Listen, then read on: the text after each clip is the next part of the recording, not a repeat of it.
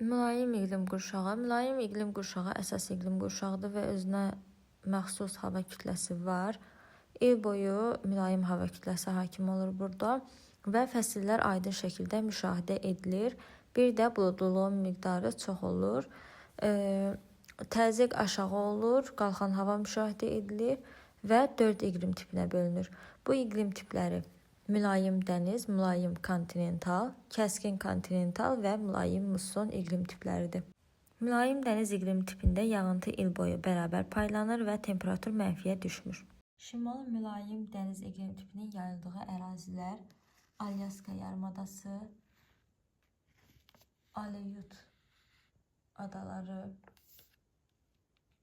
sahil silsiləsi, Labrador yarımadası, daha sonra Avropada Böyük Britaniya adası, İrlandiya adası, Britan yarımadası, bu hissədəki ərazilər Jutlandiya yarımadası, Skandinaviyanın qərb hissəsi, Kamçatka yarımadası və Kuril adaları. Gördüyünüz kimi mülayim iqlim dəniz tipinin diaqramıdır bu və yağıntılar il boyu bərabər paylanıb, temperaturu isə mənfidən aşağı düşməyib il boyu. Şimal mülayim kontinental iqlim tipinin yayıldığı ərazilər ABŞ-ın qərb hissələri və Kanadanın qərb hissələri, Avrasiyada Ön Qafqaz, Krım yarımadasının bir hissəsi, Ural dağları, Skandinaviyanın şərq hissəsi, Xəzər sahili ovalıq, Turan ovalığının bir hissəsi, Qazaxıstan xırda təpəliyi, Altay və Sayan dağları, bir də Baykal ətrafı. Bu isə mülayim kontinental iqlim tipinin diaqramıdır. Burada temperatur mənfi 10 dərəcəyə qədər düşə bilər və daha çox yay aylarında yağıntı düşür. Əslində bərabər paylanıb il boyu demək olar, amma yay aylarında nisbətən daha çoxdur. Mülayim kontinental iqlim tipinin yaranma səbəbi yenə də materik daxili mövqeyə malik olmasıdır ərazilərin. Kəskin kontinental iqlim tipi, bura böyük düzənliklərin şimal hissəsi, mərkəzi düzənliklər aiddir. Avrasiyada isə Orta Sibir yaylası və Qərbi Sibir ovalığı. Kəskin kontinental iqlim tipinin formalaşması materik daxili mövqedir. Onu da qeyd edeyim ki, ərazi okean sahili və yaxud da dəniz sahilində yerləşəndə onun iqlimi daha yumşaq olur. Yəni, qışda çox soyumur, yayda da çox isinmir. Amma okeandan materik daxilinə doğru getdikcə iqlim kontinentallaşır. Bunun səbəbi isə bura artıq buradakı və yaxud da ki, buradakı dəniz üzərindəki hava kütlələrinin gəlib çatmamasıdır. Buna görə də materik daxilinə doğru getdikcə hava şəraiti kontinentallaşır, yəni qışda həddindən artıq çox soyuyur, yayda isə həddindən artıq çox isinir. Və kəskin kontinental iqlim tipində temperatur qış aylarında mənfi 20 dərəcəyə qədər düşə bilər. Mülayim musson iqlim tipinə isə Avrasiyanın şərq hissəsində rast gəlinir. Burası Xırda-Alin silsiləsi, Saxalin adası, Hokkaido adası, Honshu adasının şimal hissəsi və Kuril adalarının cənubunda kiçik bir hissə aiddir.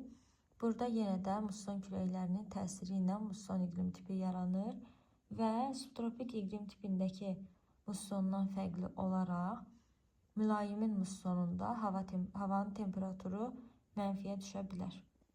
Və subtropikdə olduğu kimi burada da yay aylarında hava isti və rütubətli olur, qışda isə soyuq və quru. İndi isə gəlin cənub yarımkürəsində mülayim iqlim tipinə baxaq. Cənub yarımkürəsində mülayim iqlimin mülayim dəniz və kontinental iqlim tipləri yayılmışdır. Mülayim dəniz iqlim tipi Cənubi Amerikanın cənub-qərbində, Kerguelen adasında, Tasmaniya adasının cənubunda və Yeni Zelandiya adasının cənubunda müşahidə edilir. Kontinental iqlim tipinə isə yenə də Cənubi Amerikanın bu hissələrində rast gəlinir. Onu da qeyd edeyim ki, cənubda mülayim kontinental iqlim tipi yalnızca Cənubi Amerika materikindədir. Kəskin kontinental iqlimə və musson iqlim tipinə rast gəlinmir. Subarktik iqlim qurşağı bura deməli keçid iqlim qurşağıdır. Yayda mülayim, qışda arktik hava kütləsi hakim olur. Buna görə də yayı mülayim və rütubətli keçir, qışı isə sərt və soyuq keçir, həmçinin quru keçir və yalnızca 2 fəsil müşahidə edilir. Subarktik iqlim tipinə şimal yarımkürəsində hansı ərazilərdə rast gəlinir? Labrador yarımadasının şimalı, Ungava yarımadası, Hudson körfəzinin sahilləri, Baffin torpağı, Qrenlandiya adasının cənubu, İslandiya adası, Skandinaviyanın şimalı, Kolla yarımadasının şimalı və Skot yarımadası. Cənubda isə bu iqlim cənub subantarktik tip adlanır və yalnızca Antarktida materikinin sahillərində yayılıb, bir də Antarktida materikinin çox kiçik bir hissəsində. Daha sonra subarktik iqlimə Taymır yarımadası, Yamal yarımadası, Verxoyansk və Çerski silsilələri, Orta Sibir və Qərbi Sibirin şimal hissələri. Orta Sibirin şimalı, Qərbi Sibirin şimalı. Onu da qeyd edeyim ki, subarktik iqlimdə temperatur maksimum 10 dərəcə ola bilər yay aylarında, qış aylarında isə -15-20 dərəcəyə qədər temperatur düşə bilər. Subantarktik iqlimdə isə temperatur sıfırdan aşağı olur. Daha sonra Arktikdə temperatur müsbətə qalxır, amma 4-5 dərəcəyə qədər qalxa bilir. Hətta -30 dərəcəyə qədər, qış aylarında -30 dərəcəyə qədər temperatur enə bilir. Bura hansı ərazilər daxildir? Kanada Arktika arxipelagında gördüyünüz bütün adalar. Məsələn, Banks adası, Victoria adası, Uyes Şəhzadəsi adasıdır, Ellsmere adasıdır. Daha sonra Ellsmere adası, Devon adası və s. Qrenlandiya adasının cənub hissəsindən başqa qalan hissəsi Arktik iqlimə düşür. Spitsbergen adaları, Frans İosif torpağı, Novaya Zemlya adası, Novosibir adaları, Vrangel adası, Yamal yarımadasının, Taymır yarımadasının və Skot yarımadasının şimal hissələri Arktik iqlimə düşür.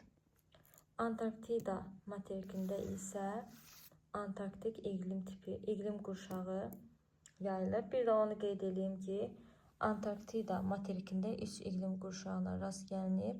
Bunlar Antarktik, subantarktik və mülayim iqlim qurşaqlarıdır.